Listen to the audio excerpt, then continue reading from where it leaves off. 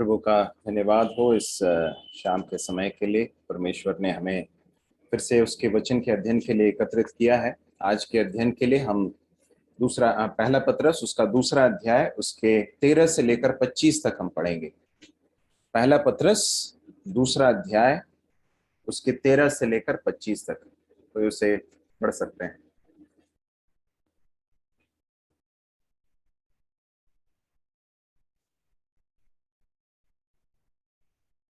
प्रभु के लिए मनुष्यों के ठहराए हुए हर एक प्रबंध के अधीन में रहो, राजा के इसलिए कि वह सब पर प्रधान है, और हाकिमों के क्योंकि वे कुकर्मियों को दंड देने और सुकर्मियों की प्रशंसा के लिए उसके भेजे हुए हैं।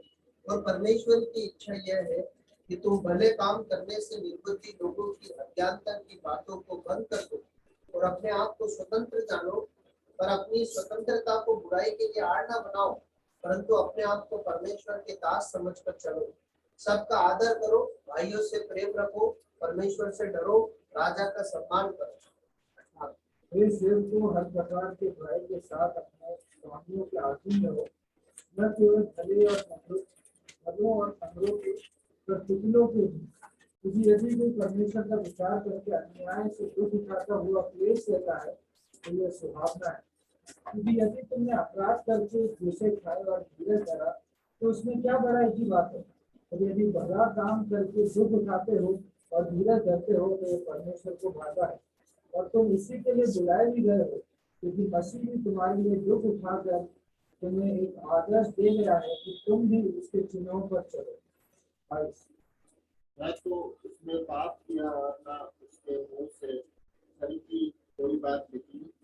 वो गाली सुनकर गाली नहीं देता था और दुख उठाकर किसी को भी धमकी नहीं देता था, पर अपने आप को सच्चे न्याय के हाथ में सौंपता था।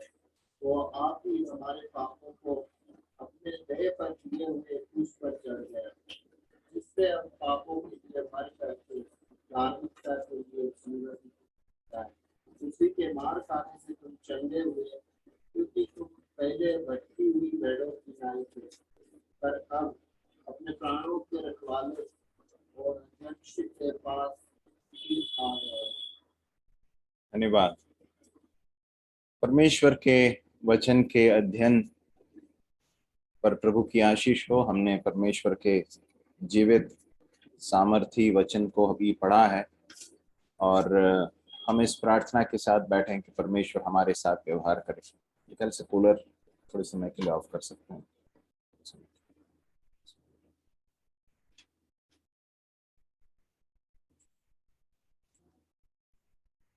जैसा कि पहले हमें स्मरण दिलाया गया था कि ये जो पत्री है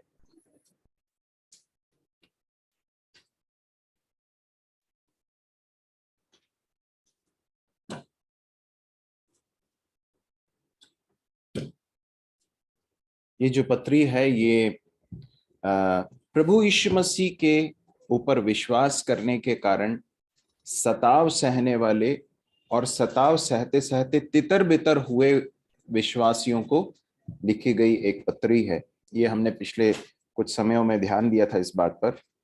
और प्रेरित पत्रस विश्वासियों को जो इस तरह से कष्टों को क्लेशों को सह रहे हैं, बहुत सारी बातें स्मरण दिलाते हैं। वो बताते हैं कि परमेश्वर ने हमें छुड़ा लिया है, परमेश्वर ने हमें बहुत बड़ा उद्धार दिया है, और वो आने वाले उस बड़ी आशा के बारे में विश्वासियों को स्मरण दिलाता है।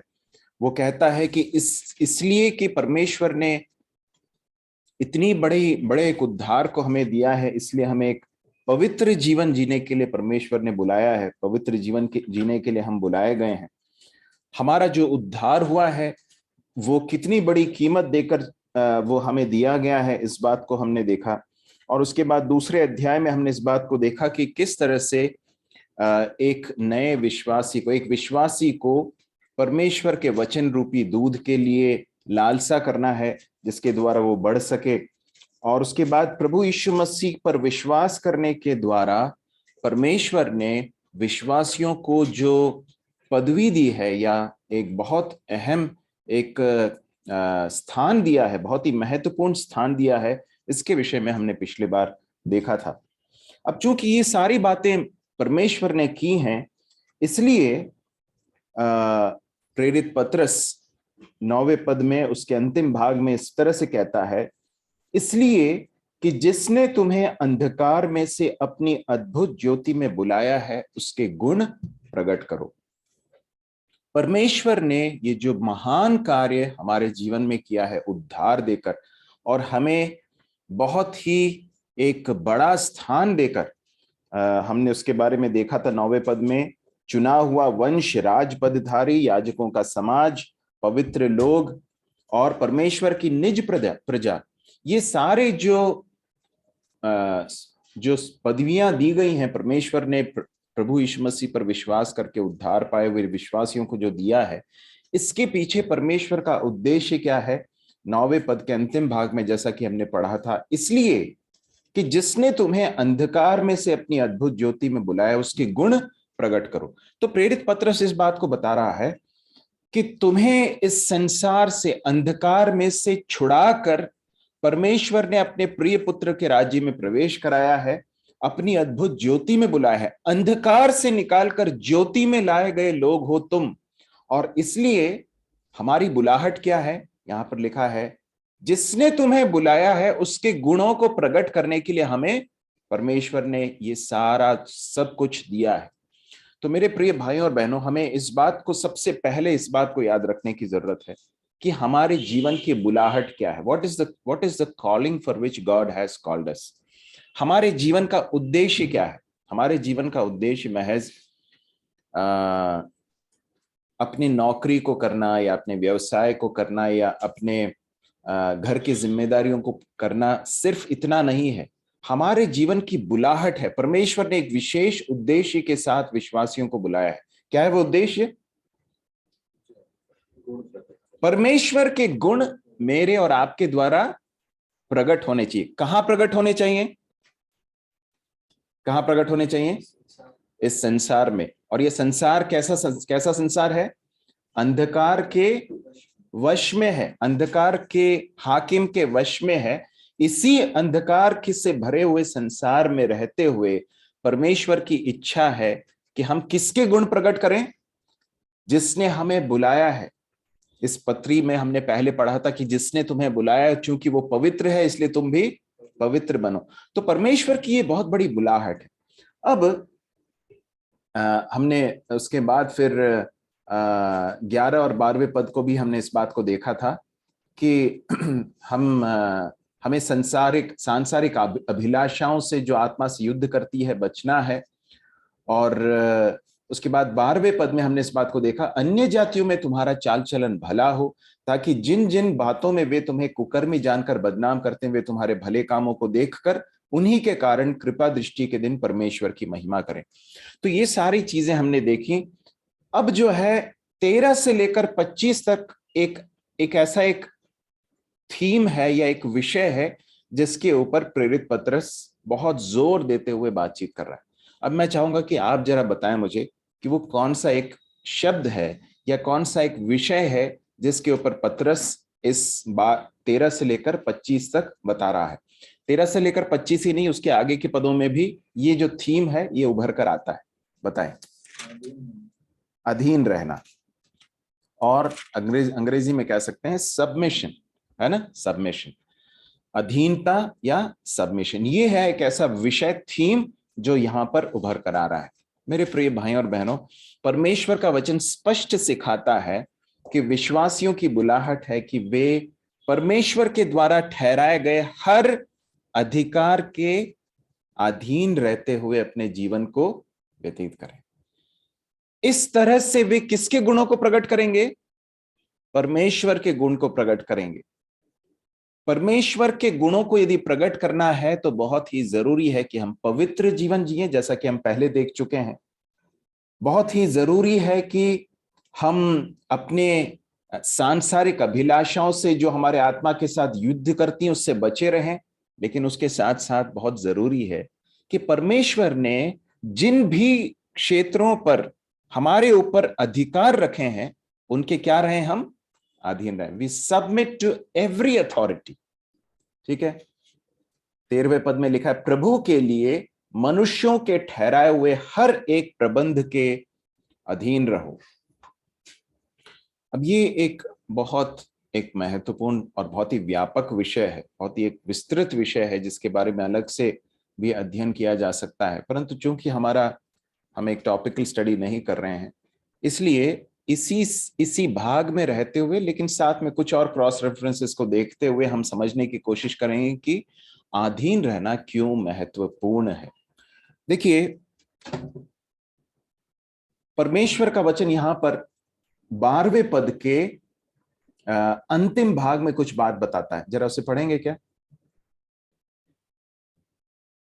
तुम्हीं के कारण कृपा दृष्टि के दिन परमेश्वर की महिमा करें। परमेश्वर की महिमा करें, है ना। एक बात जो परमेश्वर का वचन हमें स्मरण दिलाता है वो यह है कि जब हम अपनी बुलाहट के अनुरूप व्यवहार करते हैं तो उसके द्वारा किसकी महिमा होती है? हमारे बुलाने वाले की महिमा होती है। परमेश्वर ने हमें बुलाया है, जब उस बुलाहट के अनुसार हमारा व्यवहार होता है, दिन प्रतिदिन का हमारा व्यवहार होता है, तो उसके द्वारा किसकी महिमा होती है? जिसने हमें बुलाया। और किसने हमें बुलाया है? परमेश्वर ने हमें बुलाया। हमको परमेश्वर ने अलग अलग स्तर पर अधिकार के अधीन रखा है। यदि हम अपने परिवारों को देखें तो बच्चों को माता पिता के अधीन परमेश्वर ने रखा। ये परमेश्वर के द्वारा ठहराया गया एक क्रम है, एक ऑर्डर है। पत्नी को परमेश्वर ने पति के अधीन रखा है। पुरुष को परमेश्वर ने मसीह के और कलीसिया के अगुओं के अधीन रखा है। और हम सबको परमेश्वर ने अलग अलग स्तरों पर समाज में जो है परमेश्वर ने जो सरकार के जो अधिकार हैं, अधिकारियों के अधीन रखा है, इस तरह से। और जब हमारे कार्यस्थलों की बात करें तो हमारे बॉस जो हैं, हमारे जो अधिकारी हैं, उनके अधीन परमेश्वर ने हमें रखा है। तो हर स्तर पर परमेश्वर ने हमें अलग अलग लोगों के या अधिकारियों के अधीन रखा है। और जब हम उनके प्रति अपने अधीनता को दिखाते हैं, अधीन रहकर अपने जीवन को व्यतीत करते हैं, तो किसकी महिमा होती है? किसकी महिमा होती है? परमेश्वर की महिमा होती है। तो जब बच्चे परमेश्वर के द्वारा ठहराए गए माता पिता के अधीन न रहते हुए जब विद्रोह करते हैं तो परमेश्वर की महिमा होती है क्या? नहीं, परमेश्वर की महिमा होने के बजाय परमेश्वर का अनादर होता है। क्यों? क्योंकि ये परमेश्वर ने ठहराया, इस क्रम को परमेश्वर ने ठहराया। इस बात को समझिए। हम कभी इफिसियों की पत्री का जब अध्ययन करेंगे, या फिर हमने शायद किया था, उसमें उस भाग को मैं सोचता हूं कि हमने देखा होगा, जहां पर पति और पत्नी के बीच के संबंध के विषय में प्रेरित पौलुस बताता है। तो वहां पर पत्नियों को पति के अधीन रहने के लिए कहा गया। जब अधीनता की बात आती है तो किसी को भी अच्छा नहीं लगता है। और वो सिर्फ पत्नियों को ही नहीं, पुरुषों को भी किसी के भी अधीन रहना अच्छा लगता है क्या? नहीं लगता है।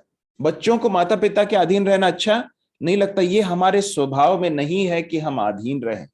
हमारा जो नेचुरल सेल्फ है वो किसी भी व्यक्ति के अधीन रहना पसंद नहीं करता है। परंतु परमेश्वर का वचन बताता है कि अधीन रहना है। किसके अधीन रहना है? जिन अधिकारियों को परमेश्वर ने हमारे ऊपर रखा, या जिन अथॉरिटीज को, या जिस अधिकार को परमेश्वर ने हमारे ऊपर ठहराया, उसके अधीन रहना। अधीनता इसलिए नहीं की जाती है क्योंकि आप उस व्यक्ति से गुणवत्ता में कुछ कम है। स्त्री जो है, पत्नी जो है, पति के अधीन इसलिए नहीं होती है क्योंकि वो पति से कुछ कम क्वालिटी की है। ऐसा कुछ है क्या? ऐसा कह सकते हैं क्या? नहीं कह सकते, क्योंकि परमेश्वर ने दोनों को अपने ही स्वरूप और समानता में बनाया है। मसीह में दोनों एक हैं, संगी वारिस हैं, इस तरह से लिखा है। परमेश्वर ने जिस तरह से पुरुष को बनाया, जिस तरह से आदम को बनाया, उसी तरह से परमेश्वर ने स्त्री को भी बनाया, अपने हाथों से बनाया। और परमेश्वर ने उन्हें अपने ही स्वरूप और समानता में बनाकर उनको समान स्थान दिया है। तो इसलिए उनका जो वैल्यू है, उनका जो मूल्य है, दोनों का परमेश्वर की दृष्टि में बराबर है। तो इसलिए फिर अधीनता जो है उस व्यक्ति के गुणवत्ता के आधार पर नहीं है। अधीनता इसलिए भी नहीं है क्योंकि एक व्यक्ति दूसरे व्यक्ति से ज्यादा आत्मिक है। ऐसा है क्या? हो सकता है कि किसी एक परिवार में पति जो है पत्नी से कम आत्मिक हो या उसकी आत्मिक समझ कम हो, पत्नी ज्यादा परिपक्व हो, परंतु ये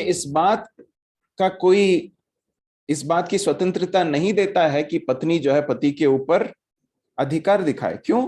क्योंकि परमेश्वर का ऑर्डर ऐसा है। तो अधीनता जो है वो गुणवत्ता के आधार पर या आत्मिकता के आधार पर, नौकरी के आधार पर, तनख्वाह के आधार पर या इस तरह की किसी भी चीज के आधार पर नहीं है। परमेश्वर ने जो क्रम ठहराया है उसके अधीन रहते हुए हम परमेश्वर की महिमा करते हैं, परमेश्वर के उद्देश्यों को पूरा करते हैं। जब अधीनता की बात करते हैं तो सबसे अच्छा उदाहरण किसका हो सकता है? बहनों से पूछना चाहूंगा मैं। जी, सारा, ओके। मनुष्यों में सबसे सिद्ध उदाहरण, हाँ, प्रभु यीशु मसीह का है ना। सारा के बारे में जरूर निश्चित रूप से पतरस भी बताते हैं, लेकिन जब सबसे परफेक्ट एग्जाम्पल के रूप में देखें, एक मनुष्य के रूप में, तो प्रभु यीशु मसीह को हम सबसे सिद्ध उदाहरण के रूप में देख सकते हैं। प्रभु यीशु मसीह कौन है? सिद्ध, संपूर्ण रूप से मनुष्य भी हैं और लेकिन साथ साथ संपूर्ण रूप से परमेश्वर भी हैं। मैं आपसे एक सवाल पूछना चाहता हूं, प्रभु यीशु मसीह पिता परमेश्वर से थोड़े कम हैं क्या? जी नहीं, उनके समतुल्य हैं। हाँ वीरेंद्र भाई, हैं कि नहीं? डाउट तो नहीं है ना? समतुल्य हैं, पिता के समतुल्य हैं, लेकिन उसके बावजूद भी उन्होंने अपने आप को पिता के अधीन किया। क्यों अधीन किया? परमेश्वर के उद्देश्यों की पूर्ति के लिए। तो यदि प्रभु यीशु मसीह परमेश्वर होकर पिता के अधीन हो सकते हैं, तो फिर ना तो पत्नी को पति के अधीन होने में, या बच्चों को माँ बाप के अधीन होने में, या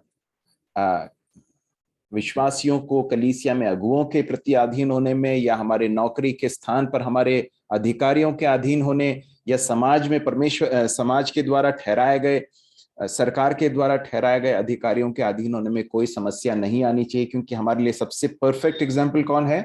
प्रभु यीशु मसीह।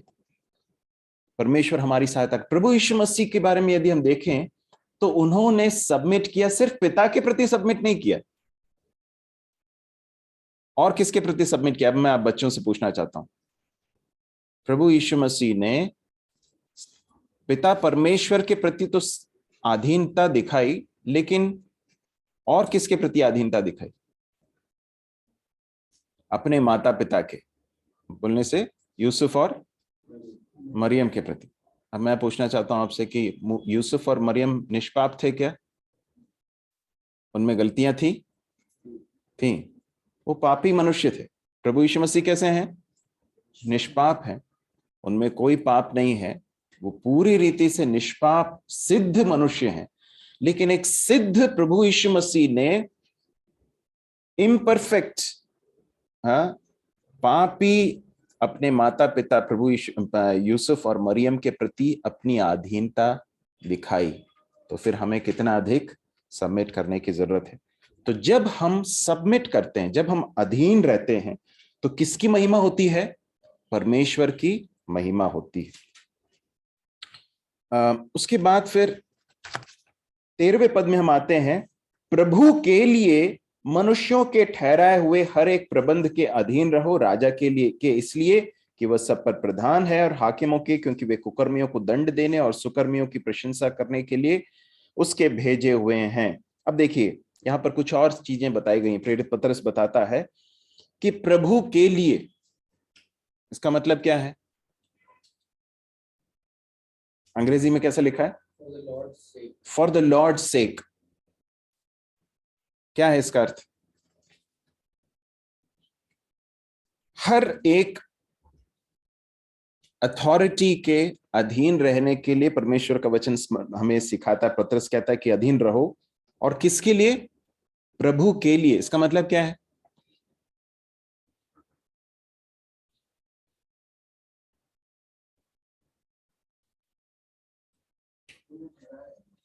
प्रभु ने ठहराया है, जब हम प्रभु के द्वारा ठहराए गए अथॉरिटी के अधीन रहते हैं तो हम किसके प्रति अपनी अधीनता दिखा रहे हैं? प्रभु के प्रति, है ना। और जब हम परमेश्वर के द्वारा ठहराए गए अलग अलग स्तरों पर जब जो अथॉरिटीज रखे गए उनके विरोध में हम बलवा करते हैं, विद्रोह करते हैं, तो किसके विद्रोह में हम खड़े हो जाते हैं? प्रभु के। अब इस बात को समझिए, है ना। घर में माता पिता के प्रति जब बच्चे विद्रोह करते हैं तो वो अंततः किसके प्रति विद्रोह कर रहे हैं? माता पिता के प्रति तो कर ही रहे हैं, लेकिन उनसे बढ़कर किसके प्रति कर रहे हैं? परमेश्वर के प्रति कर रहे हैं। बच्चों इधर ध्यान दो। और जब पत्नी अपने पति के प्रति सबमिट न करते हुए, अधीनता न दिखाते हुए जब वो विद्रोह करती है तो वो प्रभु का के प्रति विद्रोह कर रही है। जब विश्वासी परमेश्वर के द्वारा ठहराए गए कलीसिया में अगुओं के प्रति सबमिट न करते हुए विद्रोह करते हैं तो वो किसका विद्रोह कर रहे हैं? प्रभु का विद्रोह कर रहे हैं। तो इसे इस तरह से समझने की जरूरत है, प्रभु के लिए अर्थात एज अनटू द लॉर्ड, प्रभु के प्रति जिस तरह से हम सबमिट करते हैं उसी मनसा से हमें करना है। हम जब सबमिट करते हैं तो हमें इस बात को समझना है कि मैं इस व्यक्ति के प्रति तो कर ही रहा हूं, लेकिन मैं क्यों कर रहा हूं? क्योंकि इसे किसने ठहराया है? प्रभु ने ठहराया है। अगली बात यह है कि अथॉरिटी को या अधिकार को ठहराने के पीछे परमेश्वर का एक उद्देश्य है।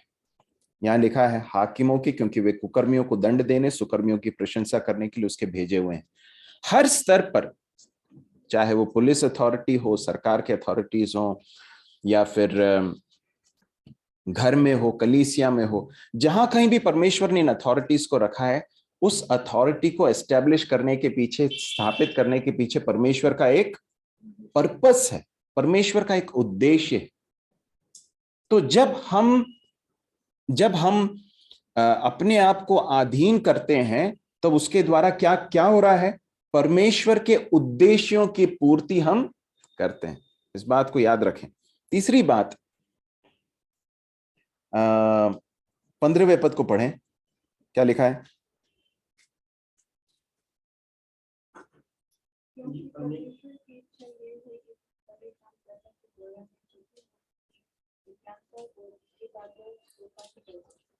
हम जब अधीन रहते हैं परमेश्वर के द्वारा ठहराए गए अथॉरिटीज के अधीन रहते हुए, जब हम अपने जीवन को व्यतीत करते हैं तो इसके द्वारा हमारी गवाही, हमारी मसीही गवाही दूसरे लोगों के ऊपर प्रकट होती है। हम लोगों के ऊपर एक इंपैक्ट लाते हैं, क्रिश्चियन इंपैक्ट, मसीही प्रभाव लाते हैं। जो निर्बुद्धि लोग हैं उनके मुंह बंद करने के लिए, या फिर उनकी निर्बुद्धि की बात, बुद्धिहीनता की बातों पर को बंद करने के लिए परमेश्वर हमारी अधीनता का उपयोग करते हैं। तो जब हम अधीन होते हैं तो उसके द्वारा परमेश्वर के नाम की महिमा होती है, परमेश्वर के उद्देश्यों की पूर्ति होती है। और तीसरी बात, यहां क्या क्या समझ में आता है? हमें क्या समझ में आता है? हम इसके द्वारा लोगों के ऊपर एक मसीही प्रभाव देते हैं। देखिए, संसार में हम इस तरह की चीजों को नहीं देखते हैं। संसार में भले ही अथॉरिटीज के बारे में अथॉरिटीज रखे गए हैं, लेकिन सांसारिक जो शिक्षा है उसमें इस तरह की चीजें आ गई हैं कि देखो तुम्हें अपने अधिकार के लिए लड़ना है। परंतु परमेश्वर का वचन ऐसा नहीं सिखाता। परमेश्वर का वचन सिखाता है कि हमें अधिकारियों के प्रति अपने आप को सबमिट करना है, और उसके द्वारा हम एक मसीही प्रभाव लोगों के ऊपर डालते हैं। उसके बाद आगे के पदों को पढ़ेंगे। 16वें पद को पढ़ें। और अपने आप को स्वतंत्र जानो, पर अपनी इस स्वतंत्रता को बुराई के लिए आड़ न बनाओ, परंतु अपने आप को परमेश्वर के दास समझकर चलो।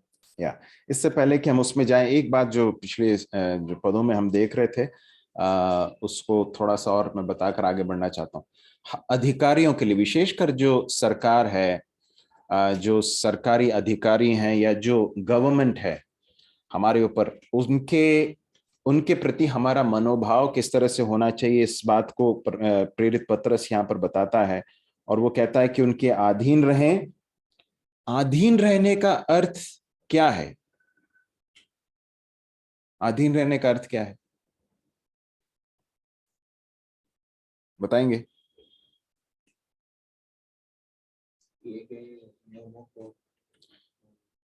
नियमों का पालन करना, ओके।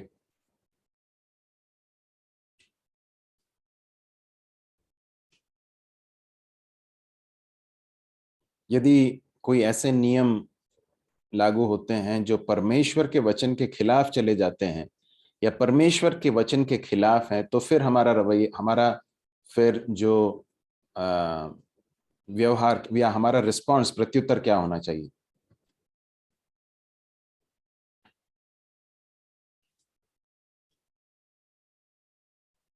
आप समझ रहे हैं मेरी बात को? परमेश्वर के वचन के खिलाफ जाकर कुछ कार्य करने की अगर आज्ञा निकाली जाती है, तो फिर हमारा प्रत्युत्तर क्या होना चाहिए? परमेश्वर के प्रति आदि नहीं है। सबसे पहला तो वही है, परमेश्वर के खिलाफ है तो फिर परमेश्वर के प्रति आदि नहीं है। या हम प्रेरितों के काम की पुस्तक का जब अध्ययन कर रहे थे, आपको याद है कि प्रेरितों को धमकाया गया, है ना? धमकाया गया और कहा गया कि इस नाम से तुम एक शब्द आगे नहीं बोलोगे। क्या कहा प्रेरितों ने? प्रेरित में पतरस भी था ना, जो लिख रहा है इस पत्री को। क्या कहा उसने? उन लोगों ने क्या कहा? तुम ही बताओ कि हम मनुष्यों से परमेश्वर से बढ़कर मनुष्यों की बात माने क्या? किसकी बात माने? अर्थात परमेश्वर के द्वारा ठहराए गए अधिकार हैं, परंतु जब वे परमेश्वर के ही खिलाफ अगर वो खड़े हो जाते हैं, तो फिर हमारा जो एलिजियंस है, हमारी जो आज्ञाकारिता है, वो अंततः किसके प्रति है? परमेश्वर के प्रति है। आपको याद होगा, दानियल की पुस्तक में हम पढ़ते हैं, जहां पर दानियल के साथियों को जो है कहा गया कि तुम्हें जैसे ये नगाड़े बजते हैं और ये जब नरसिंगे फूके जाते हैं, तब उस समय पर तुमको इस राजा के द्वारा बनाई गई इस प्रतिमा के सामने झुककर उसकी आराधना करना है, उसको प्रणाम करना है। उन्होंने क्या किया? नहीं किया। क्यों नहीं किया? क्योंकि वहां पर क्या समस्या आ रही है? वहां पर मनुष्यों के द्वारा ठहराए गए अधिकार परमेश्वर के जो सबसे बड़ा अधिकारी है, जो सर्वाधिकारी है, उनके खिलाफ आ गया है। तो जहां पर इस तरह का एक कॉन्फ्लिक्ट होता है, संघर्ष होता है, तो उस समय पर हमें क्या याद रखना है कि मेरा अल्टीमेट जो सबमिशन है वो किसके प्रति है? परमेश्वर के प्रति। आपको याद होगा उन्होंने क्या कहा? उन्होंने कहा कि हे राजा, हमें इस विषय में तुझसे बातें करने का कोई प्रयोजन नहीं है।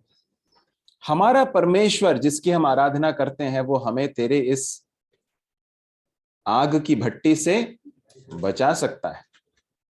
मतलब परमेश्वर सर्वाधिकारी है, परमेश्वर सबके ऊपर अधिकार रखता है। उसके बाद वो कहते हैं, परंतु यदि वो हमें नहीं बचाए तो भी हम इस प्रतिमा के सामने नहीं झुकेंगे।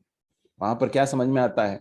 उन्होंने इस बात को समझा कि परमेश्वर सर्वाधिकारी है, और हम न सिर्फ परमेश्वर के सर्वाधिकार के सामने हम झुकेंगे, परंतु परमेश्वर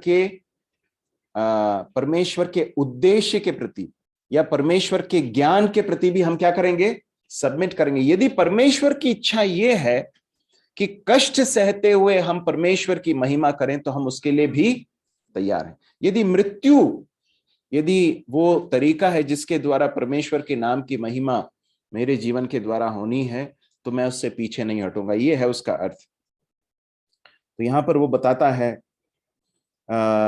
तो हम इस बात को देखते हैं कि हमारा अल्टीमेट एलिजेंस परमेश्वर के प्रति। फिर हमने 16वें पद में एक बात को देखा कि अपने आप को स्वतंत्र जानो, पर अपनी स्वतंत्रता को बुराई के लिए आड़ न बनाओ, परंतु अपने आप को परमेश्वर के दास समझकर चलो। अपने आप को स्वतंत्र जानो। परमेश्वर ने हमें स्वतंत्र कर दिया है, पाप से स्वतंत्र कर दिया है, शैतान से स्वतंत्र कर दिया है। परंतु इसका अर्थ ये नहीं है कि हम ये कहें कि देखो परमेश्वर ने हमको स्वतंत्र कर दिया है इसलिए हम इस संसार के नहीं है, है ना? हमें परमेश्वर ने संसार से अलग कर लिया है, इसलिए हम संसार के किसी नियम के अधीन नहीं है। हम तो स्वर्गीय वतन के नागरिक हैं, इसलिए हम हमारे देश के जो नियम कानून है उसको नहीं मानेंगे। ऐसा बोल सकते हैं क्या?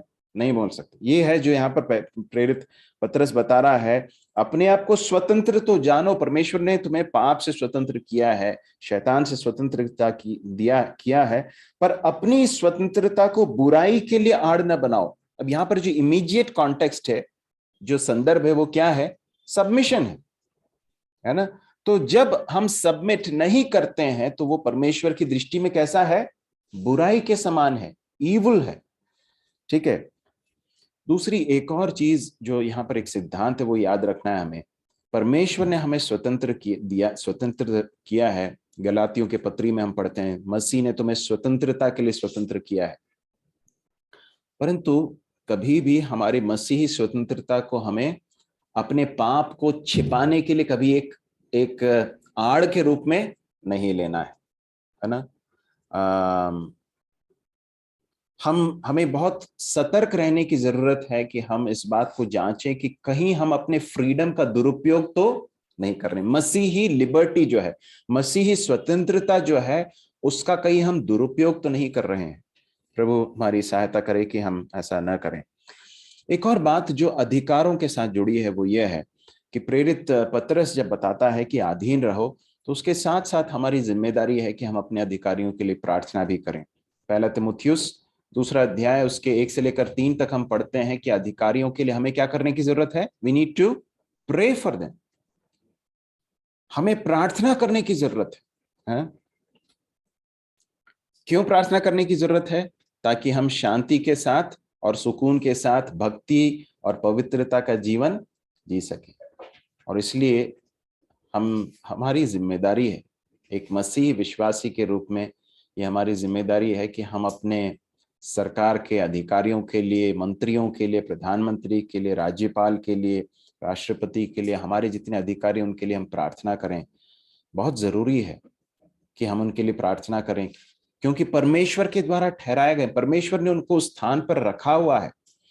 यदि परमेश्वर न चाहे तो वो एक क्षण के लिए उस अधिकार पर नहीं बैठ सकते। इस बात को याद रखिए। तो चूंकि परमेश्वर ने अनुमति दी है उनको उस स्थान पर रहने के लिए, इसलिए हमारी जिम्मेदारी है कि हम उनके लिए प्रार्थना करें।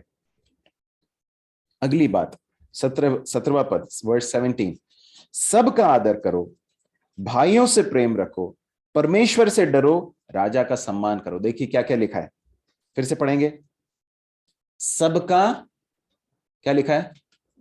सबका आदर करो, ऑनर ऑल मैन। फिर क्या लिखा है? भाइयों से प्रेम रखो। फिर क्या लिखा है? परमेश्वर से डरो, राजा का सम्मान करो। देखिए, हर व्यक्ति, हर समूह के प्रति हमारी जिम्मेदारियां हैं। सबका क्या करना है? आदर करना, सबका आदर करना। फिर चाहे वो कोई भी क्यों ना हो, we need to learn to respect everyone. सबको हम ऑनर करना सीखें, आदर करना सीखें। फिर भाइयों से क्या करो? प्रेम करो, लव द ब्रदरहुड करके लिखा है। मसीह भाई बहनों के साथ, भाई मतलब उसमें भाई बहन दोनों सम्मिलित हैं, वो एक कॉमन एक टर्म है। तो अपने सह विश्वासियों से प्रेम करने के लिए पतरस हमें स्मरण दिलाता है। उसके बाद डरना किससे है? परमेश्वर से डरना है। तो ये जो फियर है वो एक ऐसा एक फियर है जो परमेश्वर, उस व्यक्ति की आराधना करने के लिए हमें प्रेरित करता है ना। एक गॉडली, एक रेवरेंस है, भक्तिपूर्ण परमेश्वर का सम्मान है वो। तो देखिए, बहुत रोचक है कि राजा से डरने के लिए कहा गया है क्या? नहीं, राजा का सम्मान करो, राजा का सम्मान करो, या फिर राजा को जो आदर देना है वो देना है। परंतु परमेश्वर का जो स्थान है वो सबसे ऊंचा है, सबसे अलग है, उससे डरने की जरूरत है। Fear God. प्रभु यीशु मसीह ने इस तरह से कहा, उनसे मत डरो जो सिर्फ तुम्हारे शरीर को घात कर सकते हैं, परंतु उससे डरो जो तुम्हारे शरीर और आत्मा दोनों को आग में डाल सकता है। तो हमारी जिम्मेदारियां हैं अलग अलग समूहों के प्रति, और प्रेरित पतरस इस बात को हमें स्मरण दिलाता है। 18वां पद पढ़ेंगे। हे सेवकों, हर प्रकार के भय के साथ अपने स्वामियों के अधीन रहो, न केवल भलों और नम्रों के, पर कुटिलों के भी। अब यहाँ पर हम जहाँ जहाँ नौकरी करते हैं, हम में से कई लोग नौकरी कर रहे हैं, और हमारे ऊपर बॉस होते हैं, अधिकारी होते हैं, और उनके प्रति हमारा मनोभाव कैसा होना चाहिए, यहाँ पर पत्रस स्मरण दिलाता है। लिखा है कि हे सेवकों, हर प्रकार के भय के साथ अपने स्वामियों के अधीन रहो, न केवल उनके जो भले और नम्र हों, पर उनके भी जो कुटिल हों। कुटिल मतलब क्या है? कुटिल मतलब कैसा है?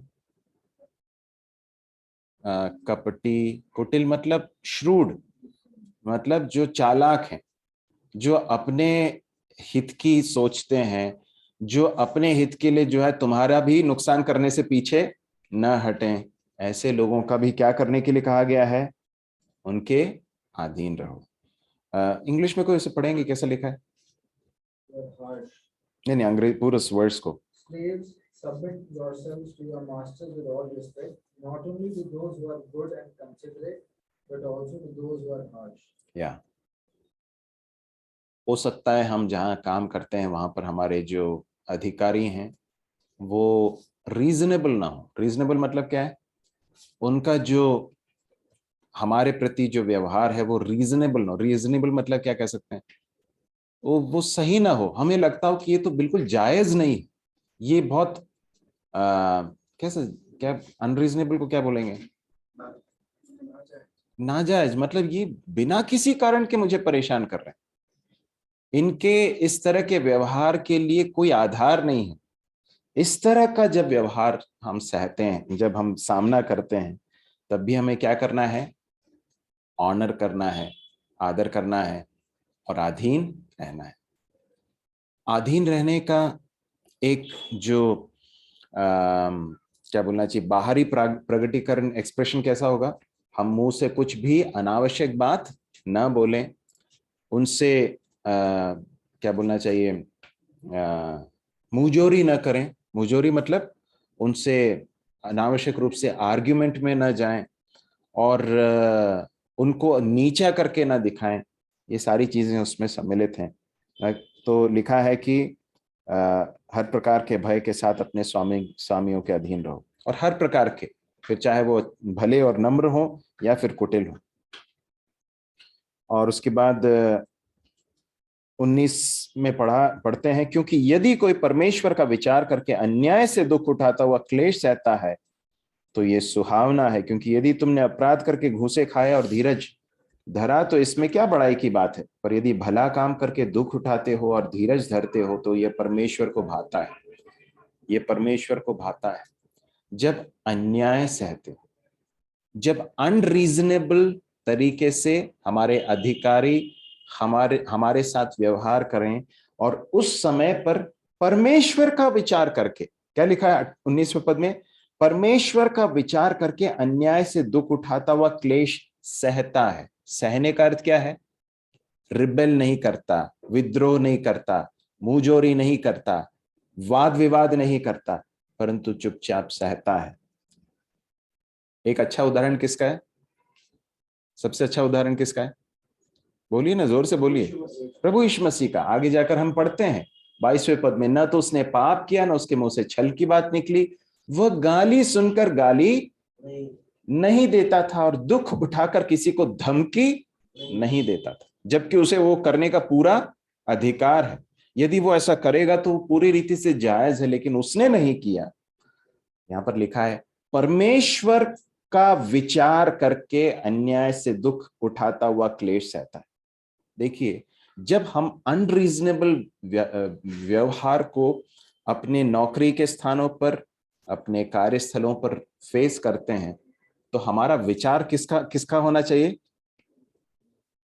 परमेश्वर का विचार। परमेश्वर के बारे में सोचना है उस समय पर, हमारे प्रभु यीशु मसीह के बारे में सोचना है, और हमारी दृष्टि परमेश्वर की ओर होनी चाहिए, न कि उस परिस्थिति के ऊपर। और मैं सोचता हूं कि ये सिर्फ नौकरी के स्थान पर नहीं, परंतु हर रिश्ते पर ये लागू होता है, हर रिलेशनशिप पर। हो सकता है किसी व्यक्ति के साथ हमारे रिलेशनशिप में हमें ऐसा लगे कि इस व्यक्ति का व्यवहार मेरे प्रति अनरीजनेबल है। उस समय पर हमें इस बात को याद रखना है कि हमारे प्रभु यीशु मसीह का व्यवहार कैसा था, रिस्पॉन्स कैसा था। परमेश्वर का विचार करते हुए जब वो क्लेश को सहता है तो वो क्या लिखा है? यह सुहावना है करके लिखा है। सुहावना मतलब क्या है? सुहावना मतलब अंग्रेजी में कैसे लिखा है? वर्स 19 का last part, It is commendable. It is commendable, सुहावना। um,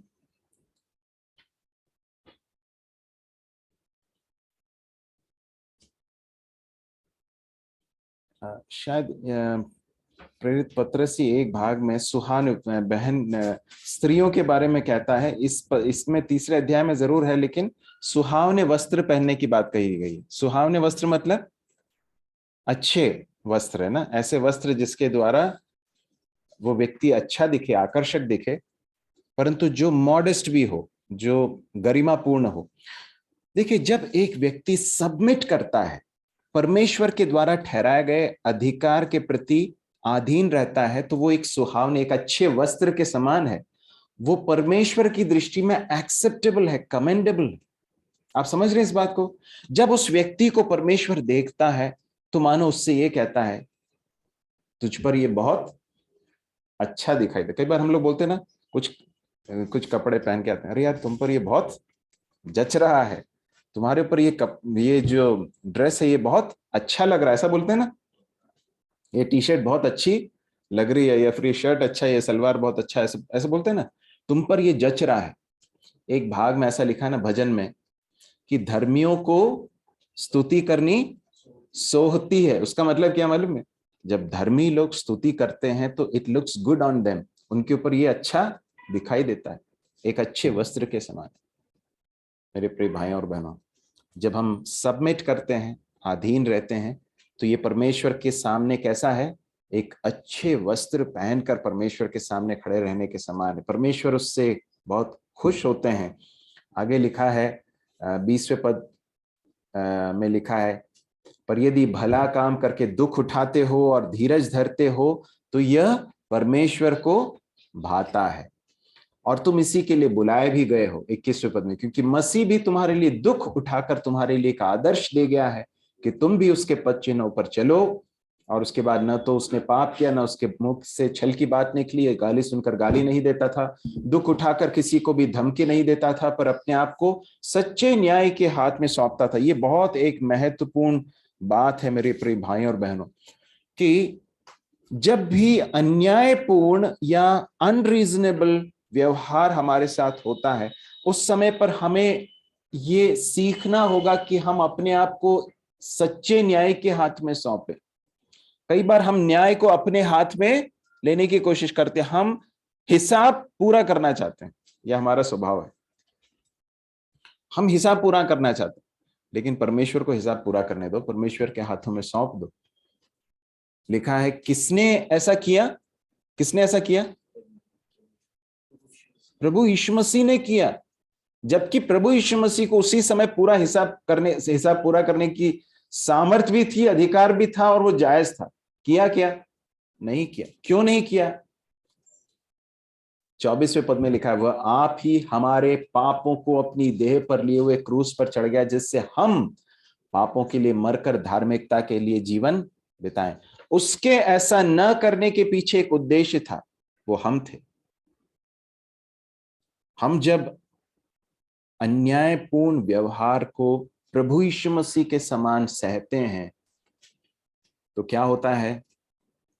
लिखा है कि हम हमारे प्रभु यीशु मसीह के पद चिन्हों पर चलते हैं, परमेश्वर को भाता है। तुम इसी के लिए बुलाए गए हो। हाँ? और उसके बाद फिर 25वें पद में लिखा है, क्योंकि तुम पहले भटकी हुई भेड़ों के समान थे, पर अब अपने प्राणों के रखवाले और अध्यक्ष के पास लौट आए हो।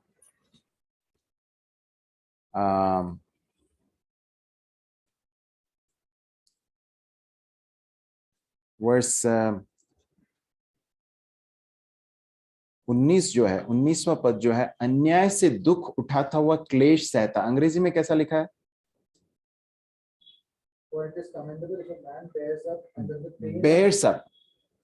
bears up under the pain of unjust suffering। अन्यायपूर्ण रूप से यदि कोई हमें सताता है, हमसे व्यवहार करता है, उस समय पर bear up, सहना जो है, उसके लिए bears up करके लिखा है एक शब्द। उसका अर्थ क्या मालूम है? उसका अर्थ यह है, कैसा हम कह सकते हैं कि एक व्यक्ति उस परिस्थिति में उसको सह रहा है, दुख उठाता हुआ क्लेश सहता है, या बेयर्स अप करके लिखा है।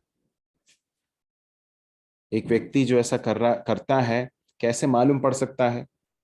वो व्यक्ति उस परिस्थिति में भी यदि आनंदित रह पाता है ना, यदि वो उस परिस्थिति में भी धन्यवाद दे पाता है, यदि वो उस परिस्थिति में भी उस व्यक्ति को क्षमा कर पाता है, यदि उस परिस्थिति में भी वो अपने मुंह से अच्छे शब्दों को, काइंड वर्ड्स या प्रेम से भरे हुए शब्दों को वो यदि वो बोल पाता है, यदि वो उस परिस्थिति में भी नम्रता के साथ सुनने के लिए तैयार रहता है, तो व्हाट इज ही डूइंग?